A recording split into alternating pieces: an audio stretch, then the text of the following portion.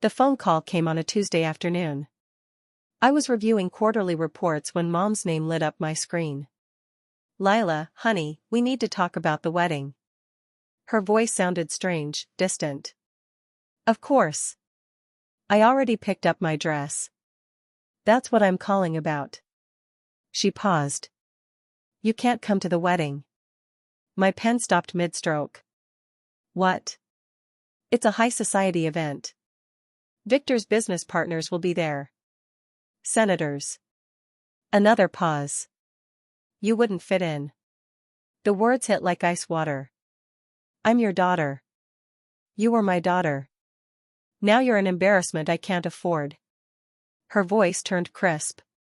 "You'd just make everyone uncomfortable in your discount store outfits." The line went dead. I sat frozen, the pale blue invitation mocking me from my corkboard. That evening, Mom posted photos on Instagram: crystal chandeliers, champagne towers, her draped in diamonds. Caption: family-only celebration, clinking glasses, sparkles, feeling blessed. 3,000 likes. 400 comments gushing about how perfect everything seemed. I zoomed in on her diamond necklace, bought with money from pawning grandma's heirlooms. The woman who raised me on stories about family loyalty had traded our history for social media validation. One comment: "Your daughter must be so proud." Mom heard it without responding. I wasn't in a single photo. My phone buzzed. Her text: "Please don't make a scene. You're invited to help sort gift cards afterward." She wanted me as a staff. Not family. After Dad left, it was just Mom and me. We ate cereal for dinner. She worked double shifts. We promised we'd make it together. Then Victor Hale appeared, a real estate mogul with silver hair and cold eyes. He offered her penthouses, designer clothes, and galas where champagne flowed like water. I watched her transform. "You're holding me back, Lila," she said once, after I wore sneakers to meet Victor's colleagues. When I turned 18, she didn't cry. She handed me a bus ticket and $200. "Make something of yourself, or don't bother coming back." So I left. And I built something she never imagined. 2 years after college, my startup, Aurora Ventures, exploded. Private equity, real estate investments, venture capital. Our biggest deal? Hale Estates. Victor needed cash for expansion. We offered $12 million.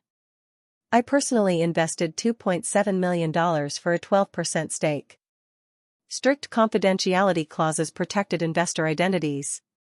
Victor Hale had no idea his wife's low-class daughter owned a piece of his empire. Now, staring at that crossed-off invitation, I realized the irony. Mom's wedding was financed by my capital.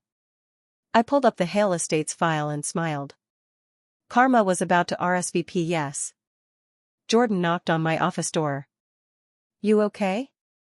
"My mother uninvited me from her wedding because I'm too low-class." I tapped the screen. The same wedding at the Crystal Conservatory, owned by a Hale Estates subsidiary. Which we partially own. Jordan's jaw dropped. "What are you planning?"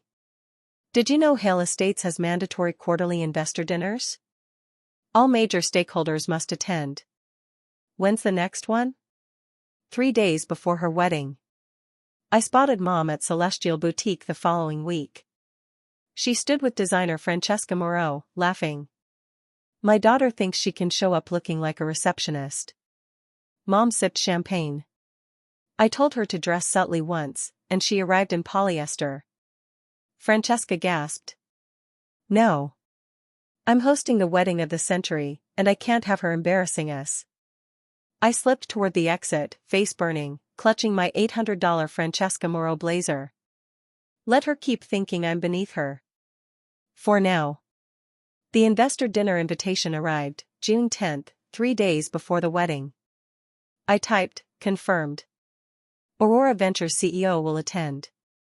Then I called my stylist. "I need something that says I own the room." The dress arrived, midnight blue, custom tailored. I paired it with diamond earrings worth more than Mom's borrowed necklace.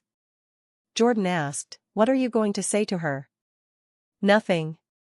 I'll let the announcement speak for itself. The Grove estate glittered like a fairy tale. I arrived exactly on time. The host tapped his microphone. Please welcome our final investor, Ms. Lila West, CEO of Aurora Ventures and primary stakeholder. Every head turned. Mom stood 20 feet away, champagne flute halfway to her lips. Our eyes met. Color drained from her face. The glass slipped from her fingers and shattered across marble. Victor approached, hand extended. Ms. West. An honor to finally meet the brilliant mind funding our expansion. I shook his hand, never breaking eye contact with Mom. I believe in investing in family enterprises. Mom's mouth opened, but no sound came. She cornered me in the hallway 30 minutes later, face twisted with fury. How dare you humiliate me like this? Humiliate you? I kept my voice level. I was invited as an investor. You know what you're doing. Mom, I own 12% of Victor's company. I'm your husband's business partner. I tilted my head. Without Aurora Ventures capital, this wedding wouldn't have happened. The venue? Owned by Hale Estates. The flowers, catering, orchestra?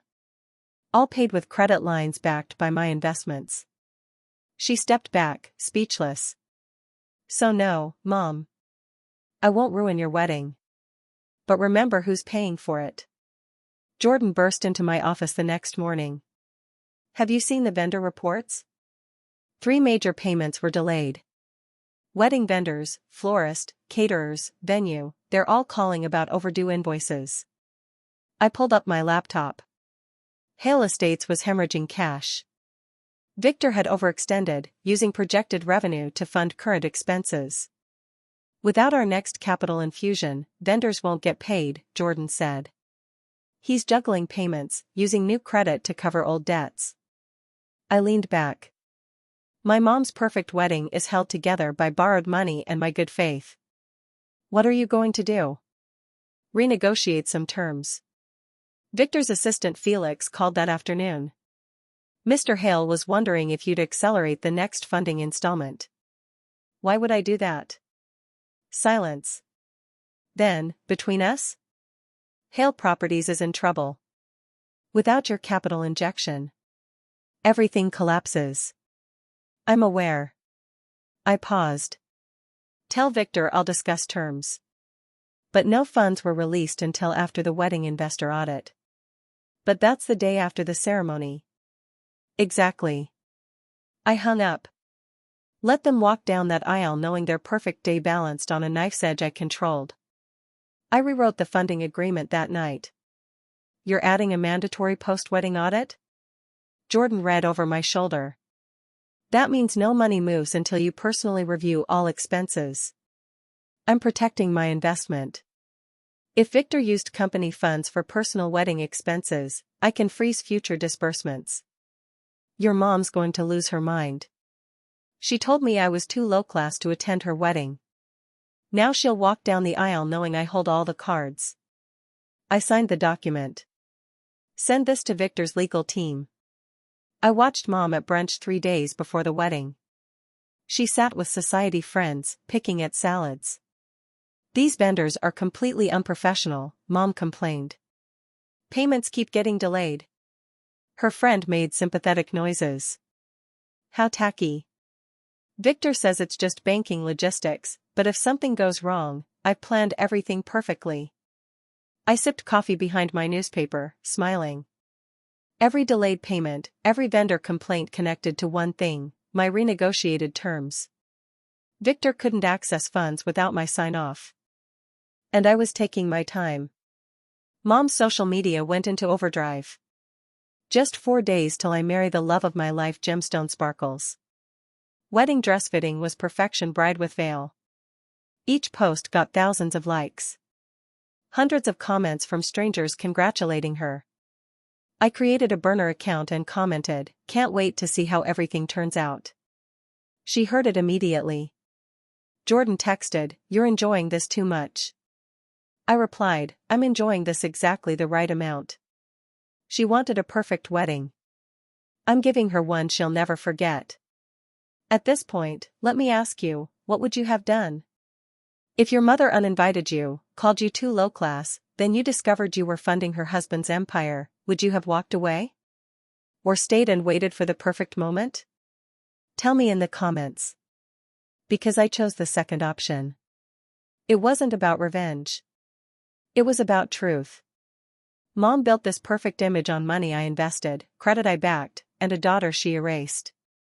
I wasn't planning to ruin her wedding. I was planning to reveal whose money paid for it. Sometimes the best revenge isn't destruction.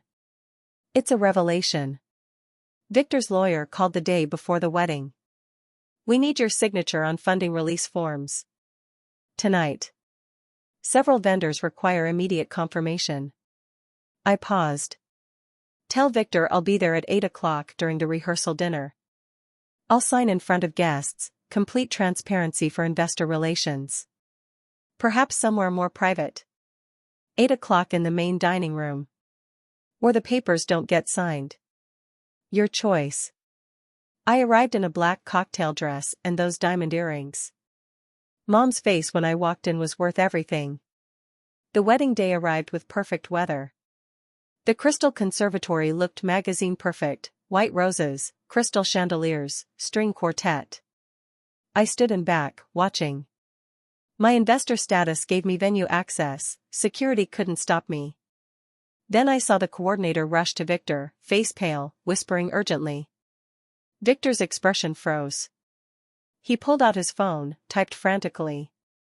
She shook her head. Something was wrong. And I hadn't made my move yet. I checked my email, emergency, final payment not processed. Services may be suspended. This was going to be interesting. The officiant tapped his microphone as guests settled. Mom stood ready for her grand entrance. Then Victor's lawyer walked forward and whispered to the officiant. Ladies and gentlemen, before we begin, we have an announcement from Ms. Lila West, principal investor of Hale Properties. Confused murmurs spread. I stood from the back. Every head turned as I walked down the aisle, her aisle. I apologize for the interruption, I began. But there's something everyone should know. This venue, these flowers, the orchestra, all exist because of investments from Aurora Ventures. My investments. Gasps rippled through the crowd. Due to concerns about misappropriation of corporate funds, I'm freezing all Aurora Ventures disbursements to Hale Properties. Effective immediately. Silence. Then chaos. The florist appeared, waving unpaid invoices. Mr. Hale. We need payment now. The catering manager rushed forward. Our final payment bounced. The DJ started packing. Mom screamed. You're ruining everything. No, Mom. You ruined everything when you told me I was too low class.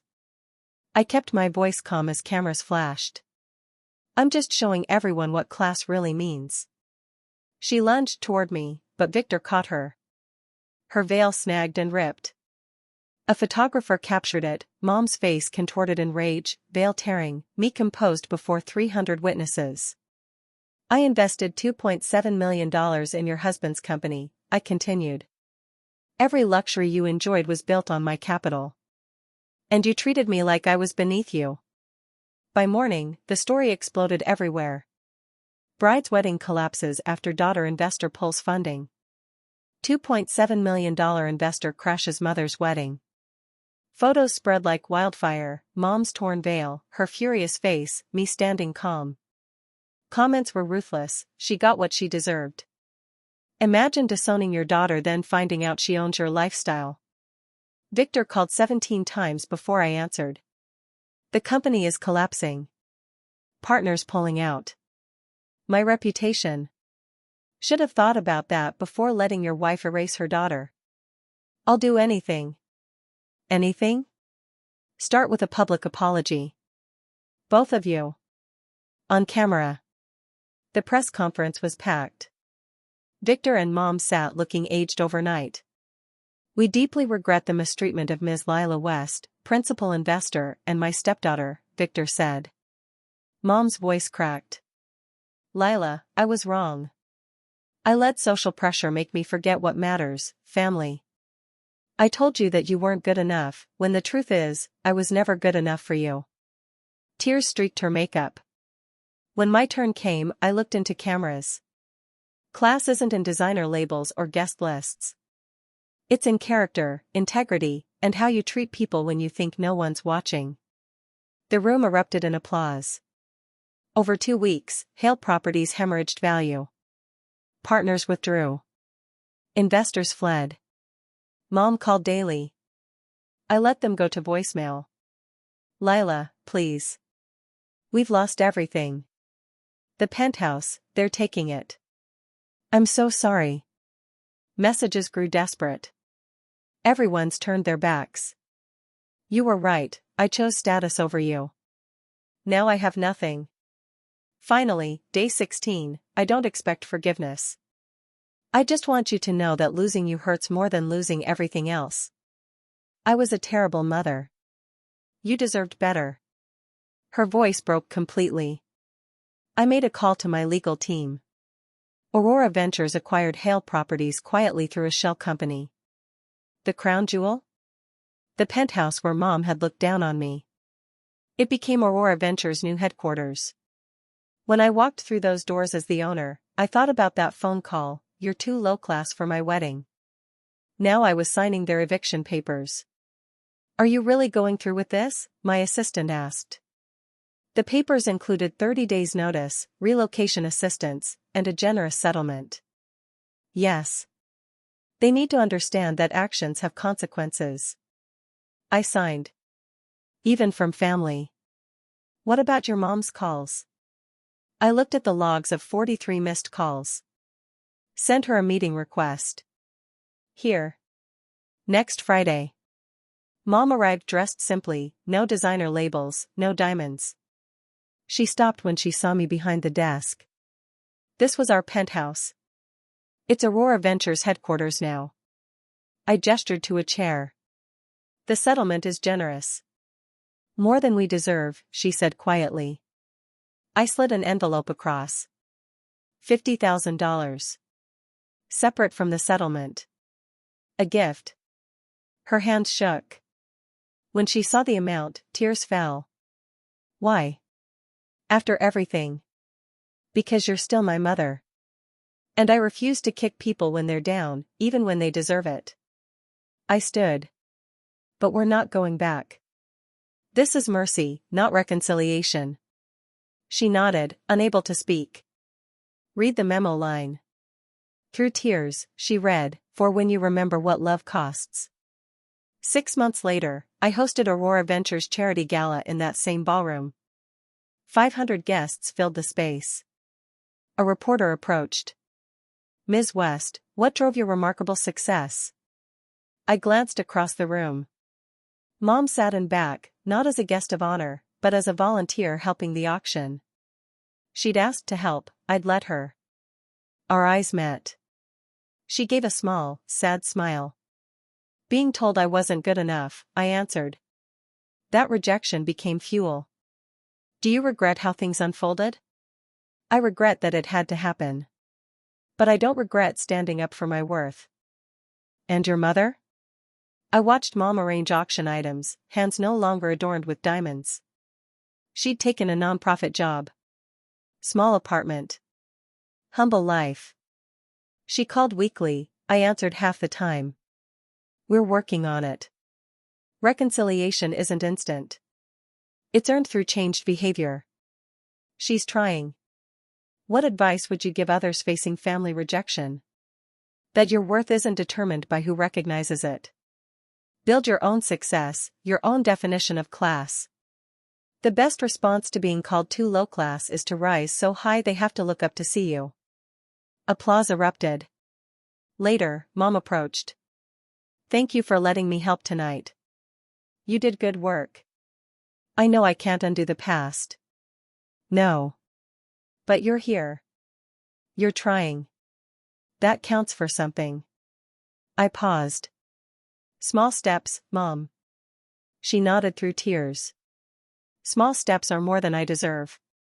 As she walked away, I turned to the window, my city now, built through my determination, my refusal to accept someone else's limited view. Mom told me I was too low class for her world. So I built my own world. One where class meant character, where success wasn't borrowed, and where the rejected daughter became the woman her mother never could be. And that was the sweetest victory of all.